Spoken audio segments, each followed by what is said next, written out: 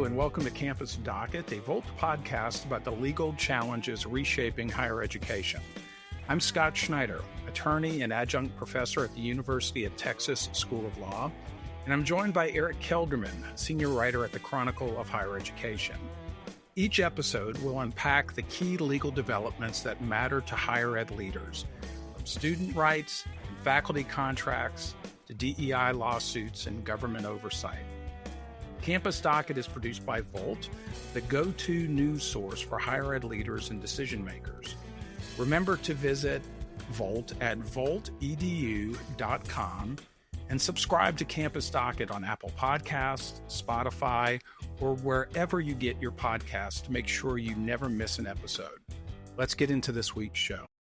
Hey, everybody. Welcome to Campus Docket. I'm Eric Kelderman, a senior writer at the Chronicle of Higher Education. And today, of course, along with Scott, we have a special guest, John Graff, a partner at Hirsch Weinstein Roberts, a higher education specialist. And he's going to join us to talk about what's really become a central issue for higher education in recent years, which is campus safety issues, and how do we report those issues not only to the federal government but to parents and students. But before we get going, we have to do our icebreaker today, which is, John, did you know about this? I did not. We ask you a really sort of humiliating personal question that you have to share with the world. No, just kidding. It's okay. No, it's good. I thought today, given the death of horrible, tragic death of Rob Reiner and his wife, I thought we'd talk about what's your favorite Rob Reiner film. Oh my gosh, so many to choose from, and from an amazing sort of variety of genres. What's your favorite, John? Probably Princess Bride. Hard to beat that. Sure. Hard to beat that. How many times do you think you've watched it? Probably half a dozen since I was a younger guy. We just watched it with our kids last holiday season. Great movie. Yeah. Really tragic event. Absolutely. But speaking of watching with kids, I remember watching, at the time my son sort of entered middle school, I would pull him aside and we'd watch like great classic movies like that and Monty Python hits, things like that. Those great memories for that. Scott, what's your favorite Rob Reiner film? You know the answer to this. Do I? Yeah, come on. This is easy.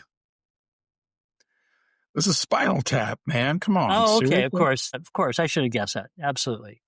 Jeez, classic. Man. It really was groundbreaking in terms of setting the stage for numerous mockumentaries that came along that Harry Shearer and Christopher Guest participated in. We need to do a Chronicle of Higher Education mockumentary. That's been made. There's a Wes Anderson film called what is it? Is it the Paris Review or something like that? The French Review? What is that one with where it's like a publication that's hosted in Paris? That's basically the Chronicle of Higher Education. Mine is actually, and this is one I had forgotten he directed, but Misery. Oh, wow. With Kathy Bates? With Kathy Bates, right? He directed that? Yeah. Oh, wow. It's a startlingly good movie, and you will not sleep for a week after watching that. Thinking about. Well, I don't write books, so I don't have to worry. So. But like thinking about our protagonist, he's confined to the room, right? And she's got his feet tied to blocks, and then she breaks his legs, right? It's horrifying. Yeah, but I mean, you think about the range of great Rob Reiner films, and just amazing, and of course, like I said, a tragedy. And we want to talk to you. We want to bring it back to the real world, reality. Yeah, can I set up John a little bit here? Yeah, go ahead, please do. I hate to butter him up, man. He's I'm never going to let you forget it. He has an enormous ego, which troubles me. But I think in the all of America, it's a vast country, Eric. I don't know if you've noticed this or not. Like, John's probably the foremost expert on the Clery Act and campus safety. How do you maintain campus safety? And I don't know, Johnny used to be a cop, and the way we met is he arrested me. No, that's a total joke. Eric bought it though, hook, line, and sinker. But no, I mean, when I have really difficult Clery issues, John is, my go-to. And I know I've referred my fair share of clients to John as well. I wanted to kind of, the Reiner thing is interesting to me, and certainly tragic. There was a tragic shooting last week or this weekend, I guess, at Brown University. I know it's one of the areas that, for me, it consumes a lot of my time in terms of process and risk management, and students, who present with like really at-risk profiles. I'm kind of just get your kind of sense of things, John. Like, I don't know all the specifics about what happened at Brown. We also have, I was going to pivot and talk a little bit about the Kirk shooting as well. But what's the state of kind of the campus safety architecture? I mean, outside of Clery, and we can talk about that. Do you have any big picture thoughts about how things are looking? I think overall, campus safety, campus policing operations have come a very long way in the last, 10 to 20 years, last 5 to 10, really. You see more and more campus police departments operating very closely to the way that a municipal law enforcement agency would operate. And in particular, it's their tactical operations, their tactical readiness, which you didn't used to see in the old days. But that's just an unfortunate reflection of where we are in society, in 2025, last 5-7 years, and the very tragic uptick of active shooter incidents on campus.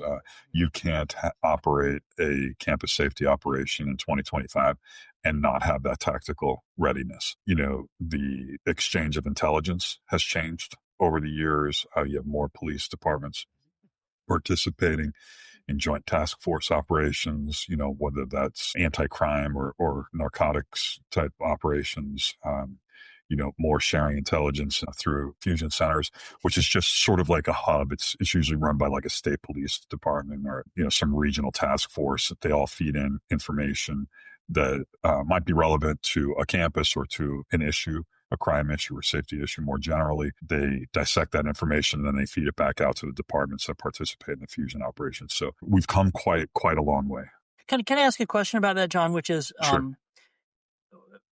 One of our reporters did a piece on this a number of years ago about how, like other police departments across the country, campus departments have benefited from sort of picking up military hardware that might be used or surplus, whatever, right, for tactical operations. And I guess I wonder, is it just sort of they acquired this because they could, or was there some sort of rationalization that these campus police departments made for building up their infrastructure and their capabilities in this area? In other words, did they think that crime on campus was escalating to the point that they needed to be sort of fully operationalized in this area?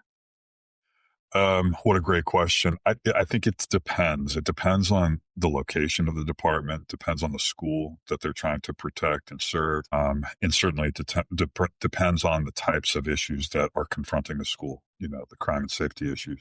For example, you might have a campus police department in a part of the country where the campus is actually, that law enforcement unit is the most robust law enforcement unit in the area, geographically. And so a department like that, particularly where you're in a region where the university or the college is essentially the town's economic engine, it's the region's economic engine, you're going to have a larger department with more capabilities. And oftentimes those capabilities are deployed off campus. And so some of those resources that are being utilized by those campus departments are actually helping to secure areas around the campus community, not just on campus. Some of it relates to grant funding. Departments will apply for certain grant funding for equipment, asset acquisition. And so you'll see some purchases and enhanced capabilities around grant receipt. And some of it is crime driven. All of it is really intended to facilitate as I said before, a greater tactical readiness. You have Division I sports operations in large stadiums, 100,000 people, 90,000 people. You have large basketball communities descending on campus, 9, 10, 13,000 people in an arena. You really need to be able to handle anything that comes your way.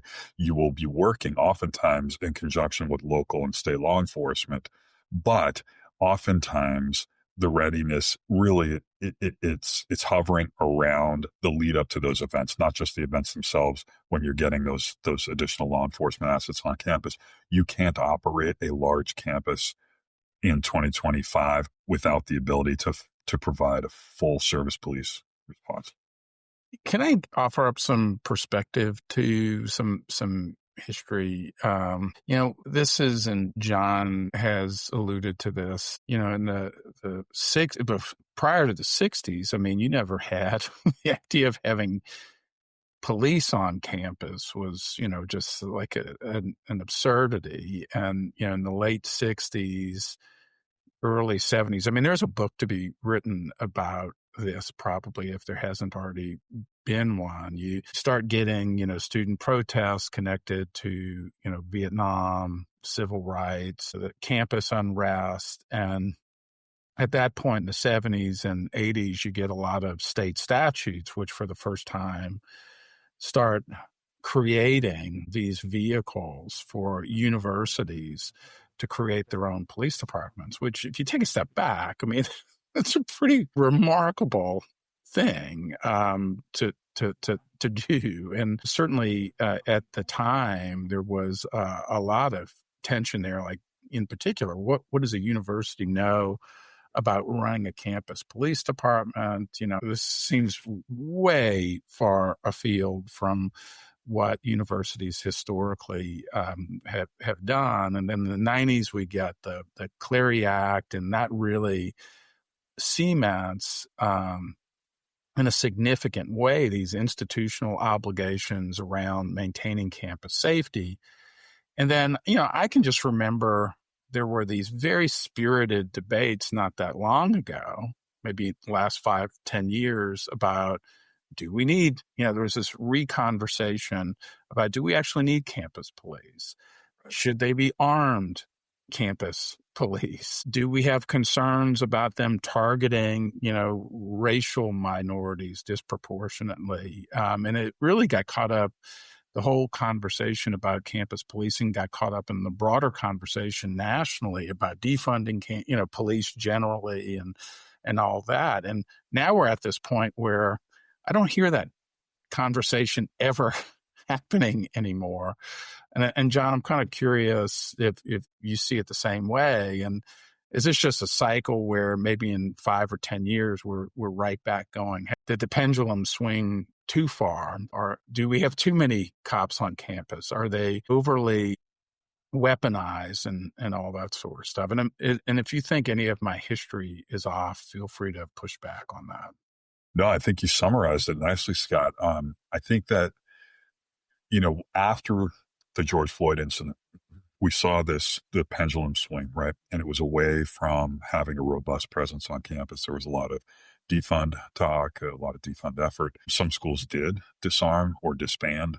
Some schools, after they did that, wound up having to go back to campus law enforcement because of some incident that had occurred on campus. There was a swift reaction to that incident, but I think a lot have come back to desire is a strong word, but an acceptance of law enforcement on campus simply because of the active intruder reality.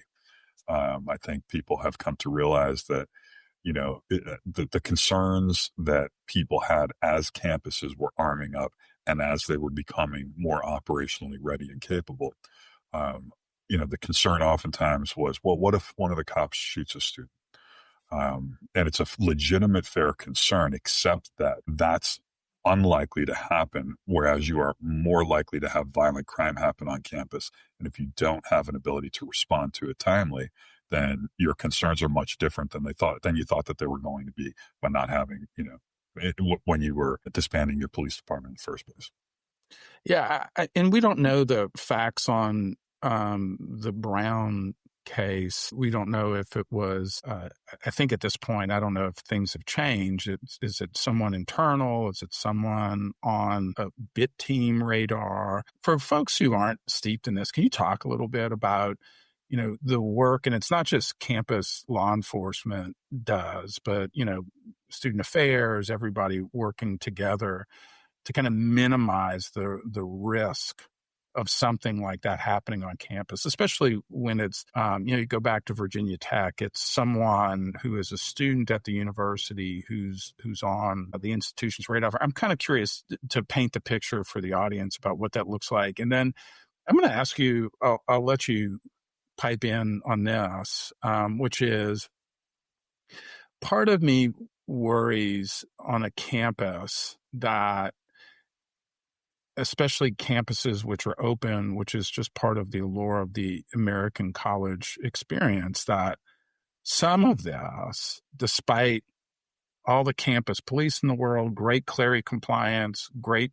bit work, behavioral intervention team work, some of it just may be completely unavoidable if you have somebody with a weapon and just a little bit of insistence that they're going to, wreak mayhem.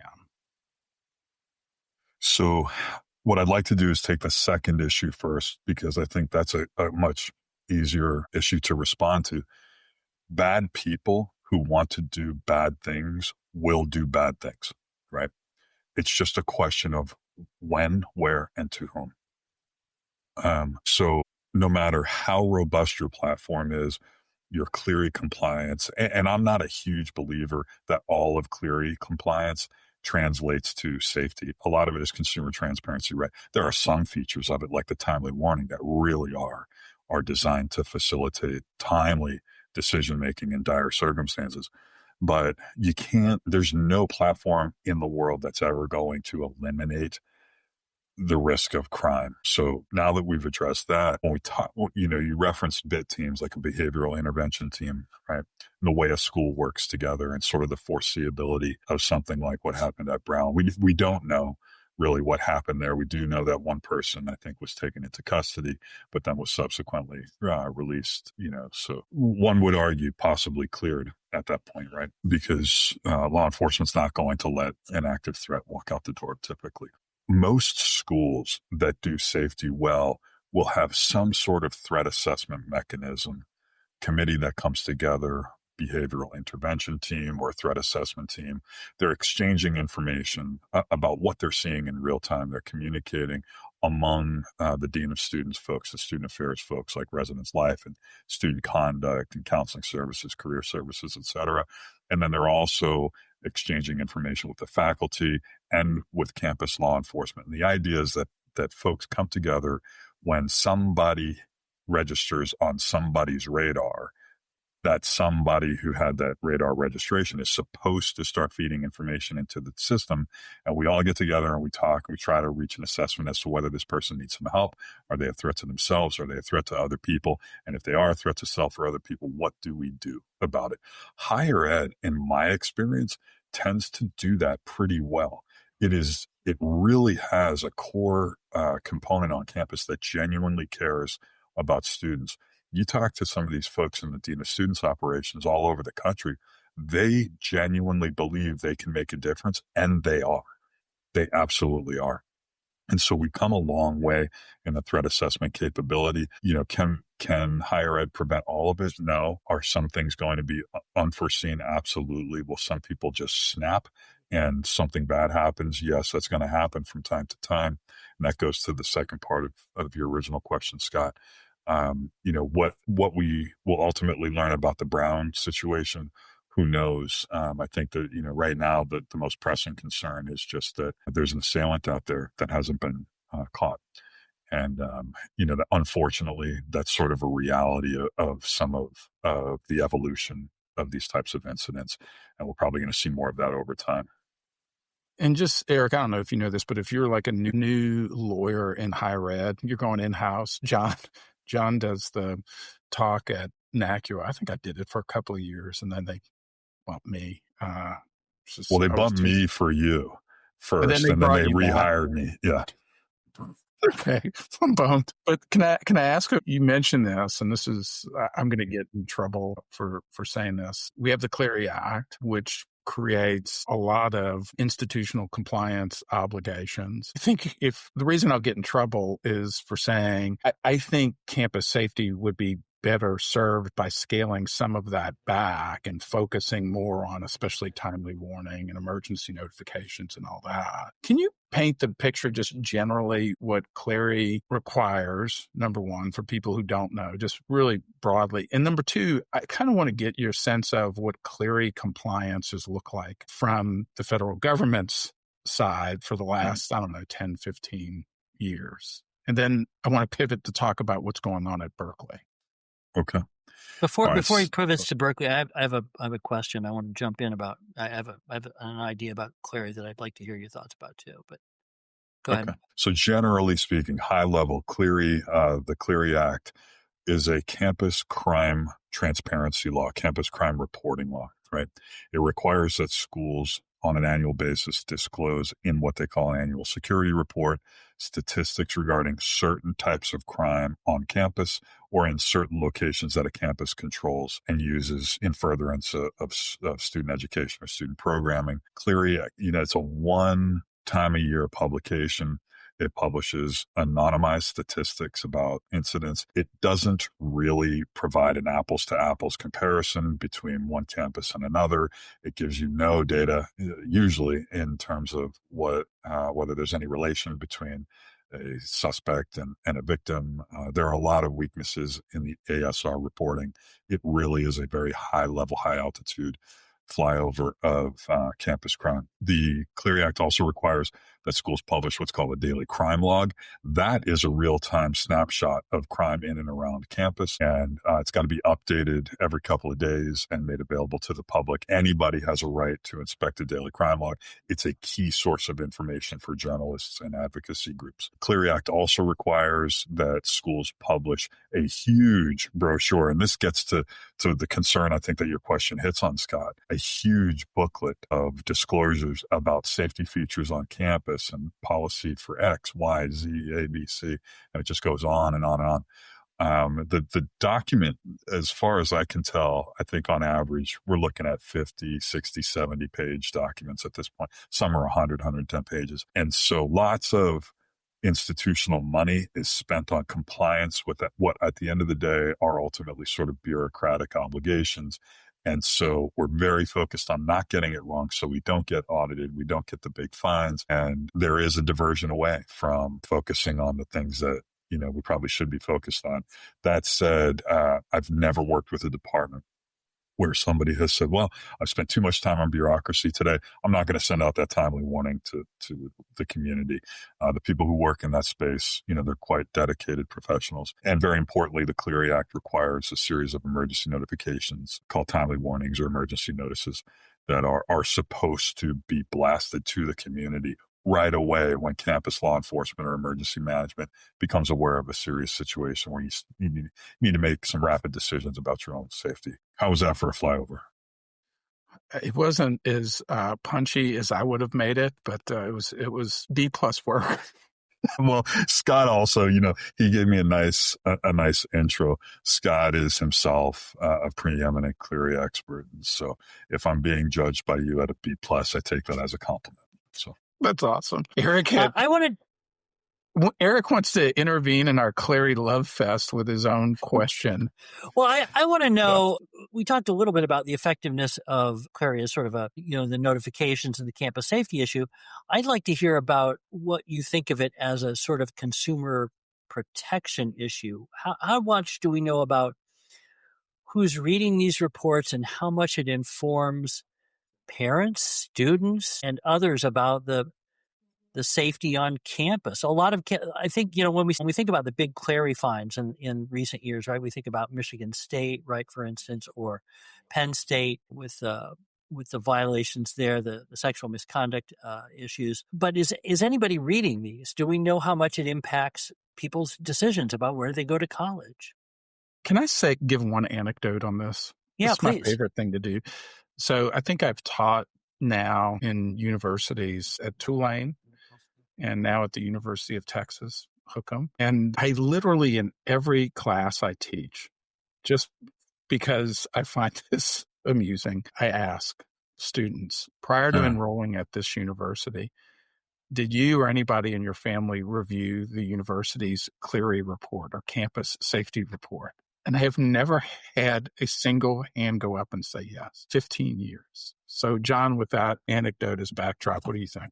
Well, I'll piggyback off of that anecdote and say that when I was in college, you knew it was October 1 because the mailroom was littered with Clery reports all over the floor, and recycling wasn't even a huge thing back then. And so, the school was required to distribute them. They distributed them in your campus mailbox. Students would take them out, throw them on the floor and go do their thing. And it's, as insensitive as that may have been to the recycling efforts on campus, the reality is that people don't have the time to read a lengthy report about things that mostly don't impact them. The number of blue phones on a campus makes no difference to me. When I'm making a decision, I have a daughter who's about to go off to college.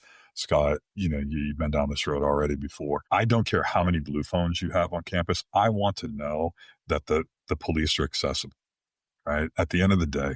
And so it's that kind of thing that I don't think people care about as much. I don't think people read these to make determinations about where they're going to send their kids to school or where a student decides to go. And like I said, you can't have an apples to apples comparison between one school and another simply because data is anonymized in those ASRs. And you don't know the quality of the compliance effort between one school and another. My colleague here at HRW, Alicia Ward, and I, we track statistics in different regions. And what we'll notice is, there'll be an uptick or a downturn in statistics from one year to another, but we never know why that is. We never know if it was better reporting or, different enrollment or anything like that. And so at the end of the day, I don't think it serves that much of a consumer transparency effort. I really don't. Yeah, I know one year one of my clients who was just fastidious in complying with the Clery Act got a press piece. It's the most dangerous campus in America, or one of the top 25. And I was like, I know a little bit about this campus, and I'm going, it can't be true. And I'm like, where did you get the information for the story? And it was from the campus. It was from the campus crime counts, which they just did a really good job, I think, of tracking the information. Whereas there were peers who were in much more challenging situations from a safety perspective, who had zeros on their, campus crime counts. And I go, they're not they're just worse at compliance. It's not a safety issue. So yeah, it's interesting. Hey, can I pivot though on this? I think what has been interesting from my perspective about the Trump administration is they've taken all of these kind of compliance obligations that institutions have, whether it's Title IX, more notably Title VI, and really pursued, it's sort of weird. It defies convention. The first Trump administration, really focused on those Title IX regs, but there were no like, hey, you're out of compliance with Title VI and now we're pulling your federal funding. And so what I've said, it's like, in a lot of ways, what people on the left, activists on the left, have been asking the Department of Education to do for like 50 years, which is like, start pulling funding. And here you have the Trump administration using those tactics, obviously to very different ends than I think people on the left were advocating for. And one of the things I've said is, once you open that Pandora's box, a new administration with new priorities will use that playbook towards a different end, and you start getting this compliance, we go swing back and forth from one extreme to the other. But I noticed out at Berkeley, I saw the Secretary of Education, I think, announce that they're going to do a Clery compliance review of basically a protest, I think, around Charlie Kirk. I don't know all the facts on that either, but I was kind of interested in your thoughts on this, because typically what I have found, and Eric alluded to this with Clery compliance prior to the Trump administration, is it almost always felt as an add-on to something that had already happened, Penn State, Michigan State, and now we're going to fine you. And it always took a very long time to reach some sort of resolution. Do you think this administration is about to change that? Great question. I don't know. I don't know if the length of time will change, although I can envision some pressure being applied internally in the government to get to quicker results, simply because those outcomes are going to cater to campaigning initiatives at some point. That's what people want to hear. And interestingly, we're not seeing, for a while we were seeing these Clery reviews that were being undertaken in response to physician patient issues on campus, the big ones, right? You know what I'm talking about. Now we're seeing them around, Scott, you mentioned before, not necessarily Clery, but we're seeing Title VI investigation activity. We're seeing Clery activity, but it all sort of plays towards a political theme, right? And I think that what we're seeing at Berkeley, I can't tell. We don't know enough about it. I can't tell whether there were legitimate safety concerns that may have been ignored that have become the subject of this focus. What I do know is that when the government issues a statement that it's investigating and then cites a prior violation at an institution and then has this sort of warm up, this sort of politically charged preamble or warm up to the announcement of the investigation, it does make you wonder, is this politically motivated, or is it genuinely a situation of concern for safety on campus, or maybe it's a hybrid of the two? I just don't know. And do they change process? I mean, do you get like, hey, the turnaround on this is now going to be 2 weeks and we're fining you, enormous amount of money. It'll be interesting. Hey, can I just ask you about that too? And you push back, and if you think I'm being an idiot here, but which I know you have no problem doing. You did give me a layup there. Am I wrong to go like the tactics that Trump is using? If you get AOC or Gavin Newsom or somebody with a different set of compliance priorities, are they going to say, well, we won't do those sorts of tactics like cutting funding? Or to me, it will be like the states that have largely been targeted here, the kind of red state public institutions. I go, am I wrong to think we've opened up a Pandora's box where now with a new administration, new priorities, compliance, or what, even trying to figure out what compliance looks like is going to be like a very challenging situation unless we reset norms in some way, which I don't know that there's any appetite to do. Wasn't that the danger, right? You erode process, you erode rights. And as you said before, Scott, anybody can use that erosion to their advantage.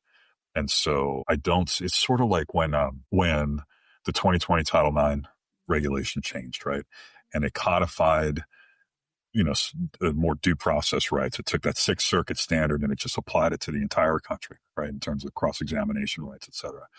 You're not going to see an administration come in and say, well, we're going to give respondents less protection in these processes going forward because, we really want to engineer certain outcomes or whatever. Well, and that we had two radically different, political parties, in control of Washington at the, as this whole process is unfolding.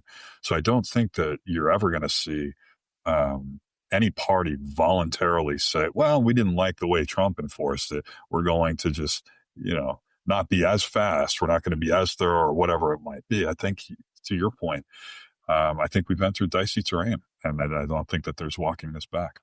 Yeah. And I just, I've taught this class. I taught a law of higher education class, and there's some great books. Amy Gaida wrote a great book on this, but this is part of, and it's punctuated now, but it's part of a history.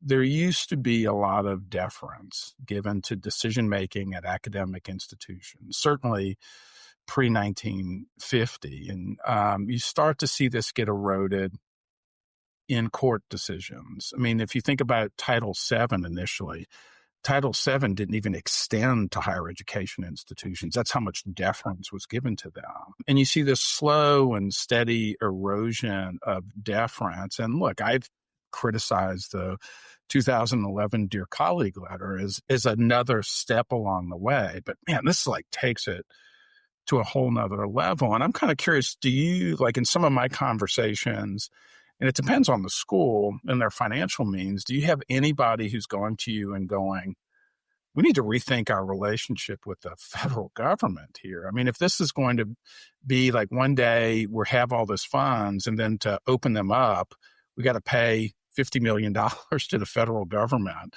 so they get off our back. We need to rethink our relationship. Or is the participation in Title IV and grant funding just too important for the financial safety of those schools? I think college and universities as businesses have become too big to fail. And because of that, I don't see a school pushing back and saying, we don't need your money. Enrollment will go down. Yeah. I met with a college president last week. I won't say who because it was a background conversation, but Sure. This is a relatively small rural institution in a red state, a generally red state. And this person told me that they were in fact considering what their future might be. Now they don't have a big research portfolio, but I do think that this is becoming a conversation that some institutions can and will have with their boards about their future, and because the back and forth swing of the policy pendulum has become a little too much for some of them. Higher ed is changing fast, from declining enrollments, falling trust in public institutions, and the rise of artificial intelligence. Higher education leaders have never faced greater challenges than they do now.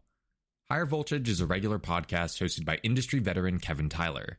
In each episode, he talks to higher ed leaders and experts to get their take on what's working, what's not, and what has to change.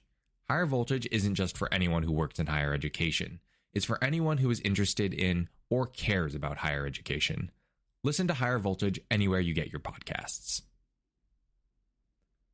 I wanted to talk a little bit about Clery as a the penalty issue, and the way I've always seen that is because the hammer of Title VI and Title IX is too big, right? We've got one solution, which is we pull all your funding, or we have some sort of resolution agreement that may or may not mean anything in the long run, right? In terms of, so I've always seen it as a way for the government to say, well, look, we can't pull your funding, but we can ding you on these other things, right? And we can make a statement about your failure here without bringing down the big hammer.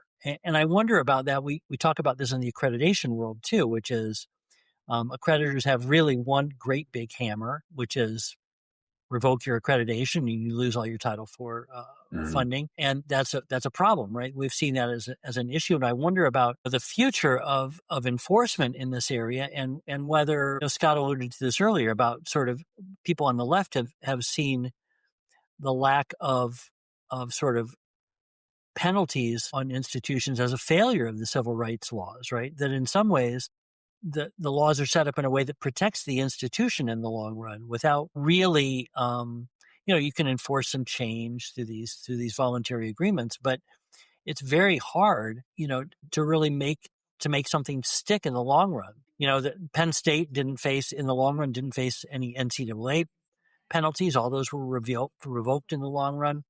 Or in hindsight, what are the conversations about ways to make this? Are people having conversations about way to make this better? In a way, can we enforce the civil rights laws in a way that doesn't wipe out the institution, but also has some impact going forward? I think that's, from the activist point of view, that's a real shortcoming here. Yeah, and I think, one of the things that the biggest club that the Department of Ed has in enforcement, it's not actually, the discontinuation of federal funding, in my view, or the massive fines that they are starting to levy for Clery violations. It's actually the brand damage to an institution. And that's where I think they're able to probably force the most meaningful change if they are trying to actually change civil rights compliance and advanced progress in that regard. But folding in the concerns that I'm hearing raised in Scott's questions, it's not all of it is about civil rights compliance or compliance with the law.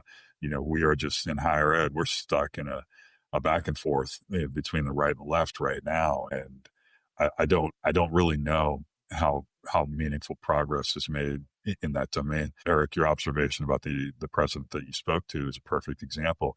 You've got schools who are saying, this is becoming so frustrating. Every time a new administration comes in, I've got a whole nother set of compliance obligations. I got to fund this to the tune of $3, $4, $5, $7 million. And I'm also trying to provide a first-class education. I just do want to say one thing. I gave a talk at NACUA at their conference. It was about crisis communications. And one of the things I said is when I first started in this space, I remember my boss saying, hey, our reputation is, just important. And I think that was meant in the most, not a trivial sense. I mean, that, people confidence and all of that. So anything that damages our reputation needs to be guarded against vigilantly. And one of the things I've noticed, I think, in doing this for a long time is I don't think that's true anymore. I think these brands, I hate to say this, I mean, these are pretty resilient brands. I mean, you talk about the Penn State and Michigan State and, schools that have been through the ringer over the years. They seem to, come back pretty quickly. And I think the attention span of folks, especially, and there's some really interesting research on this, it's almost impossible. Some of these brands, the impact is minimal. Whereas if the administration comes in and says we're freezing $1 billion in federal funds unless you do X, Y, and Z and fix this, anti-Semitism, whatever the case may be, in a different administration, it may be a whole nother set of priorities. Man, that'll get folks' attention. I think part of my crisis communications talk, and maybe Eric, you disagree with this, is I'm not sure anymore what a crisis is, and it feels like the attention span for what constitutes a crisis is this short, and that all of these universities, with some exceptions, are pretty resilient creatures. What Trump has really, I think, hit correctly is you want to get compliance, or your version of civil rights compliance, frees up the money. That's what makes a difference. And and again, that it comes from a Republican administration is just so weird. But once you open up that Pandora's box, subsequent administrations will do the same thing. I think the targets will be very different. Hey, let me ask one more question. I'm kind of curious because this is one that comes up a lot. One of the best things I think that is going on, at least with the schools I'm working with, is kind of, hey, we really want to recommit to free speech. We think having diverse views on campus, having our faculty, and I know it's under a lot of pressure, certainly from state legislatures and arguably from the federal government right now, but we think academic freedom is important. We think having robust, diverse ideas on campus is important. And part of that, and this has been going on for 20 years, is the appetite to bring provocative speakers to campus. That's always the test and, Sure.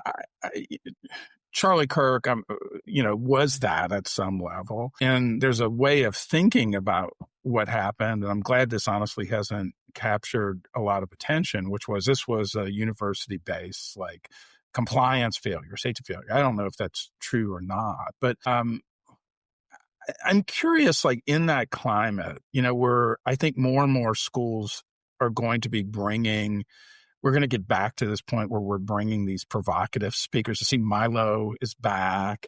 Right. So people have very strong opinions about what's happened in Israel and in Gaza and all this sort of stuff. What does planning look like for that? I have had clients, a school, an organization on campus will go, we want to have this speaker here. And the school is going, okay, we want that speaker to be here, but here are the rules that you need to abide by so that we can provide a safe and secure place where this doesn't spill over into violence. And when I'm talking to them, I go, I'm 100% on board, and this is the responsible thing to do. And then you'll have politicians come in and go, oh my God, you're trying to monitor who's speaking. I mean, do you see it the same way, that bringing these provocative speakers is both, this is what universities do, but in this climate where we have a responsibility for campus safety and it feels like everybody has guns, there's due diligence that has to be done there. Am I crazy for thinking that? No, I think you're 100% correct. And we also are at a time in society where using violence to curb speech has grown in its acceptability in the minds of many. There was a study on this a few years ago where some undergrad students were surveyed. They were asked, basically, if the speech is offensive enough to you, do you think using violence is okay? And an alarming number of students responded, yes, it's okay. And I look at that and say, if that's the mindset that's coming to these events to disrupt, we have to up the safety game in a big way. With respect to the Charlie Kirk shooting, that's a tough venue, right? You're outdoors. You've got 3,000 or 4,000 people in attendance. I don't know what the exact security measures were to make sure that the people sitting on the ground and on grass didn't have weapons. I assume that there was some.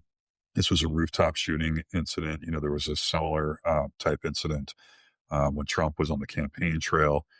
So I think schools are probably going to have to take a very hard look at what the venues are for these events and seeing if there's something that they can do to contain exposure. And so maybe it's, instead of having it on a field, it's having it inside an arena. I also wonder about the budgetary issues involved here. Like, at what point do universities say, we can't have this speaker because this costs above a certain amount, and we simply can't provide that level of security if it costs $500,000, right? Or whatever, right? We could set some arbitrary number, but certain institutions are just going to run into limits on what they can do in terms of securing safety for certain speakers.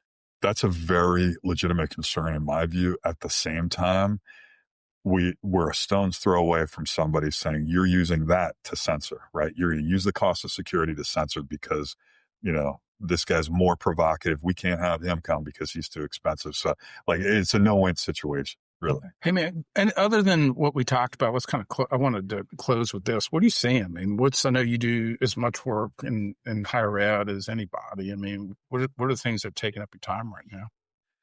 Right now, it's most of it is crisis management, it's crisis communications. It's a big part of my practice, has been for a long time, but it's gotten bigger over the last probably 4 or 5 years.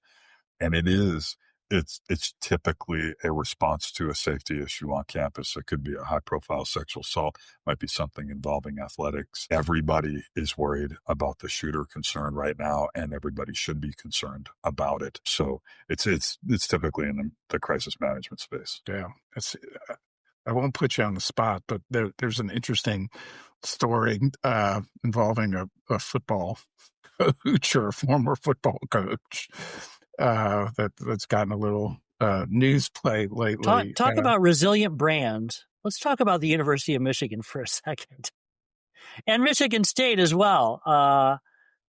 Two of the biggest high-profile institutions in the country that you could look at and have seen scandal after scandal after scandal for the past 5 years, 10 years.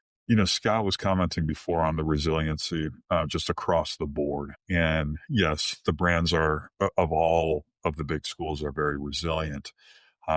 It doesn't mean they don't feel the pain. And it doesn't mean that a hit on the brand doesn't affect the good people on the ground who are trying to do the work and the comfort of, parents who are sending their students to the schools. And so, I think we're going to continue to see, and the government has they know this, right? And they're using concern about the brand, and you can see it all over the UVA case, right? They're using concern about the brand to try to strike a nerve, and it's working, to an extent. But I think that's that brand management, reputation protection, that's never going away in higher ed for good cause. Well, thanks, John. We really appreciate your time and all your expertise. And I do want to say thank you to both of you guys. Eric, I've been a longtime reader of yours. Scott and I have been friends for forever.